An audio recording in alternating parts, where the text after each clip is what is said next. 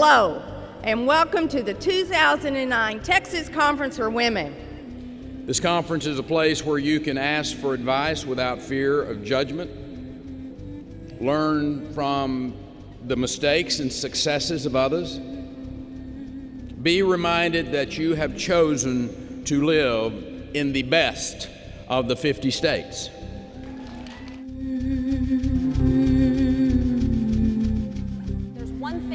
Learn from the 16 million people who are out of work right now, it's that all of us, no matter how secure we think our jobs are, no matter how much we love our careers, the most important thing is that we have to be on top of our careers. And one way to do that is to know who's hiring, what's hot, what's out. I remember interrupting him saying, "Are you firing me?"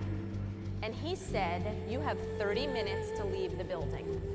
And I was in shock. I didn't want to see anybody, I didn't want to talk to anybody, and it was a really, really, really hard time for me. Best thing that I could have had for myself would be an event like this, because there is nothing like the power of more than 5,000 women to snap you out of that funk real fast.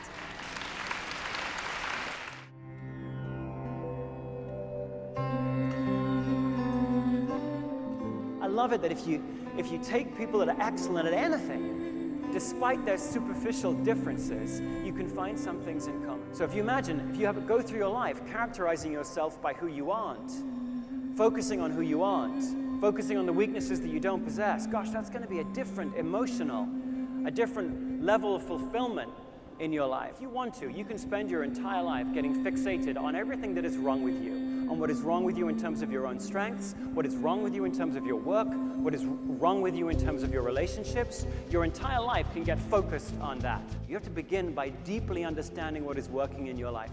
You've got to understand what your strengths are in life. You've got to begin there.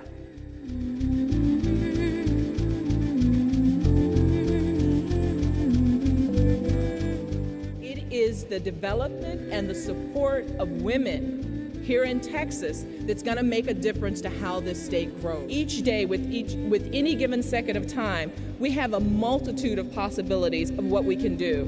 But you know, each second of time also carries a responsibility of what we choose to do, what we decide to do with our time. The biggest challenge we have is to be able to see other humans and see ourselves in them. We have to decide what we want to do with it.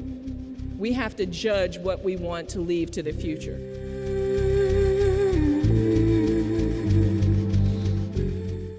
In most of the world, women are the poorest of the poor, so the idea of legacy seems irrelevant. Now that the planet is in danger and the world is a mess, women are being called to clean up.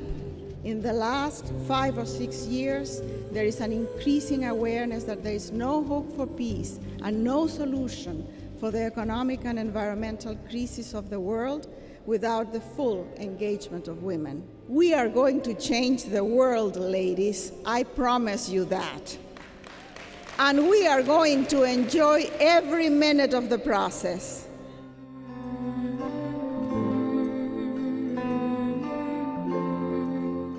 And people started writing me off and telling me at just 18 years old, I was too old for the sport. I was too old to compete, and that I had no chance of making the Olympic team in 2008. But with the help of my friends, my family, and most importantly, my dad, who was my coach and still is, I was able to get through it and also be stronger, and it made me the person that I am today. Not only did I achieve my dreams of making the Olympic team in 2008, but I went beyond them and won 5 medals and the all-around gold medal. It's been a long journey all the way through here, and one of the things that I have learned about myself and about life in general is to always believe in yourself, believe in your dreams, and most importantly, to be fearless in every choice that you make in your life.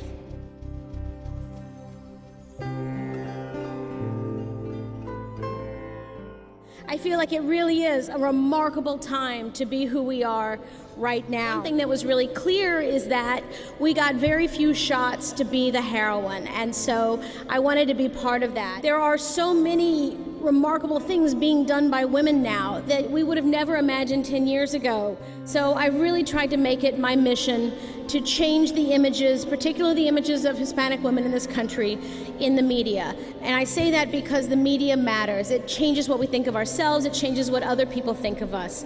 But I also know that we're really just getting started. What's it like if you're putting down the first stones in a cathedral, knowing that you're never going to live to see your work done?